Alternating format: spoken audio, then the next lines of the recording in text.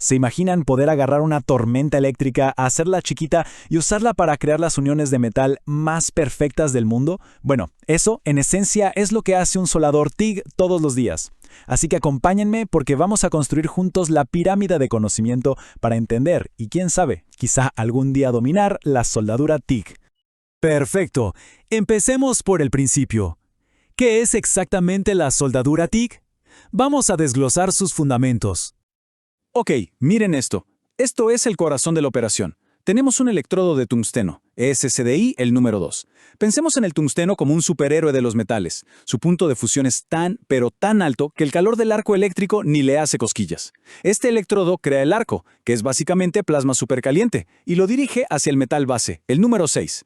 Pero ojo, para que la soldadura quede impecable se necesita un guardaespaldas. Ahí entra el gas inerte, como el argón, el número 7, que crea una burbuja protectora alrededor de la zona y evita que el aire contamine todo. Es como un ballet, ¿no? Un baile perfecto entre calor extremo y protección total.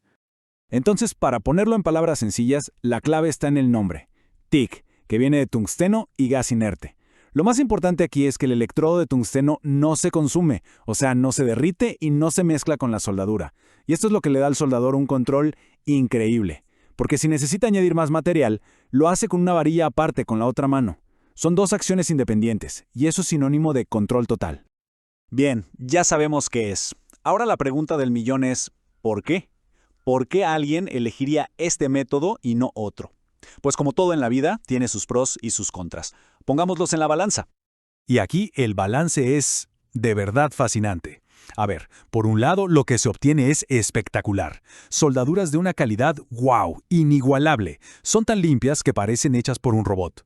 Además, funciona con casi cualquier metal que se nos ocurra, desde acero común hasta titanio. Por algo es el rey en la industria aeroespacial, ¿no?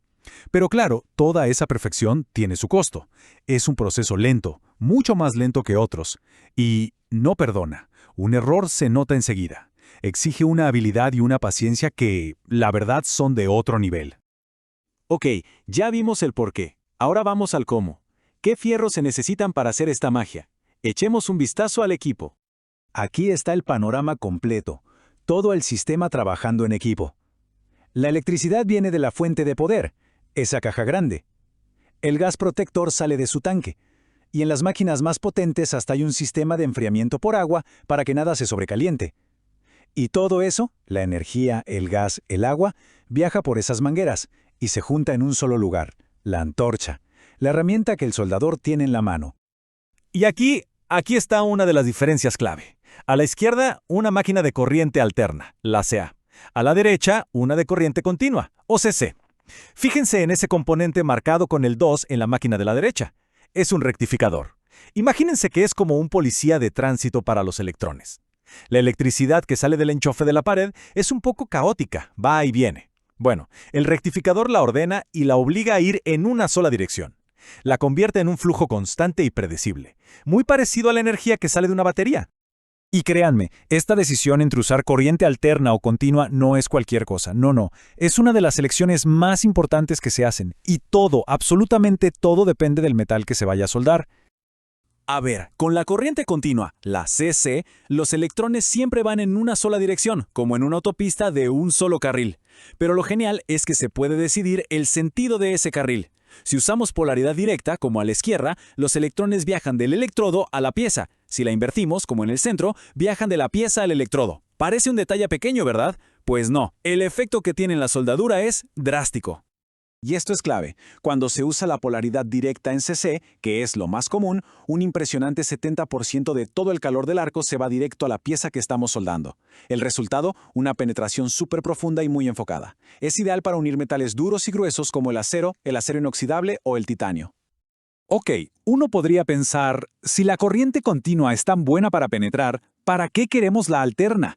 Bueno, esta frase que ven en pantalla nos da la pista. La corriente alterna, la CA, es diferente. No va en un solo sentido. Cambia de dirección muchísimas veces por segundo. Y al hacer eso, combinan las ventajas de las dos polaridades. Y aquí es donde pasa la magia de la CA. Durante esa mitad del tiempo en que la corriente va en sentido inverso, o sea, de la pieza hacia el electrodo, pasa algo increíble. Los electrones que salen del metal actúan como una especie de chorro de arena eléctrico. Literalmente bombardean y pulverizan esa capa dura de óxido que se forma en metales como el aluminio o el magnesio. Es una acción de limpieza que deja la superficie lista para una unión perfecta. Así que, al final, la decisión se puede resumir de forma muy simple, como vemos en esta tabla. ¿Se va a soldar acero o algún otro metal fuerte que necesita una unión profunda? Se usa corriente continua. ¿Se va a trabajar con aluminio o magnesio que tienen esa capa de óxido rebelde? Se necesita la acción de limpieza de la corriente alterna. Es una de las reglas de oro de cualquier taller. Ya hablamos de la corriente, de la electricidad, pero nos falta hablar del protagonista, el que entrega toda esa energía, el electrodo de tungsteno. Y no es solo de qué está hecho, sino algo igual de importante, la forma de su punta. Esto es tan crucial como elegir la corriente correcta. Miren qué clara es esta comparación. A la izquierda tenemos una punta bien afilada. Miren cómo el arco es estable, enfocado, es como un bisturí de plasma, súper preciso. Ahora en el centro, una punta mal hecha. El resultado, un arco errático, ancho, que va para cualquier lado. Imposible de controlar. Y a la derecha, ¿qué pasa si nos pasamos de listos y la afilamos demasiado? Se vuelve frágil, se puede romper y ¡pum!, contamina toda la soldadura. Así que sí, la preparación de la punta lo es todo. Entonces, el proceso mental de un soldador experimentado sigue una especie de checklist. Paso 1, seleccionar el tipo de electrodo correcto para el trabajo. Paso 2, ajustar la máquina, elegir entre CA o CC. Paso 3, darle a la punta la forma exacta que se necesita. Y solo después de esos 3 pasos, solo entonces, se está listo para empezar a soldar. Y esta tabla es básicamente la receta perfecta. A ver. El menú de hoy es acero o titanio. La receta dice corriente continua, electrodo de tungsteno toreado y una punta bien afilada. O quizás el plato principal es aluminio o magnesio. En ese caso, la receta cambia. Corriente alterna, electrodo puro o circoneado y la punta tiene que ser un poco redondeada. Como ven, cada metal tiene su propia receta para el éxito. Muy bien, y ahora llegamos a una parte importantísima, el control de calidad. Porque saber qué puede salir mal es tan importante como saber qué hacer bien. Así que vamos a ver los 3 defectos más comunes y, claro, cómo podemos evitarlos. Ok, primer enemigo, la porosidad. Si alguna vez ven una soldadura que parece queso suizo llena de agujeritos, eso es porosidad. Son literalmente burbujas de gas que quedaron atrapadas cuando el metal se solidificó. La causa casi siempre es la misma. El escudo de gas protector, nuestro guardaespaldas, falló. Quizás por una corriente de aire, por poco flujo de gas o simplemente porque la antorcha estaba muy lejos del metal. Luego tenemos un defecto que es bastante traicionero, la falta de fusión. Y digo traicionero porque por fuera la soldadura puede parecer perfecta, pero por dentro, el metal que añadimos no se pegó bien al metal base. Es como pegar 2 cosas con un pegamento débil. El resultado es una unión que se va a romper. La buena noticia es que la solución suele ser sencilla. Falta calor. Hay que subir el amperaje o moverse un poco más lento. Y este es el error clásico del novato, pero ojo, con consecuencias serias. Se llama inclusión de tungsteno. Pasa cuando, por accidente, la punta del electrodo toca el charco de metal fundido. Un pedacito de tungsteno se desprende y queda atrapado ahí adentro. Es como si cayera una piedra en la mezcla de un pastel. Contamina todo, crea un punto débil y esa soldadura es muy probable que falle.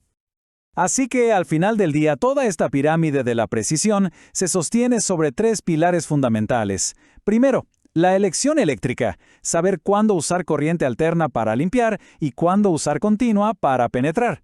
Segundo, la preparación mecánica, el electrodo correcto con la punta afilada de la forma correcta. Y tercero, la técnica, una mano firme y una buena cobertura de gas para que no se contamine nada. Si se dominan estos 3 puntos, el camino hacia la soldadura perfecta está asegurado. Y con todo esto en mente, las posibilidades son, bueno, casi infinitas. Piensen en todo lo que se puede hacer, desde reparar una pieza de aluminio de un auto clásico hasta crear esculturas de metal con un nivel de detalle que parece imposible. Así que ahora que los principios de la precisión están sobre la mesa, la pregunta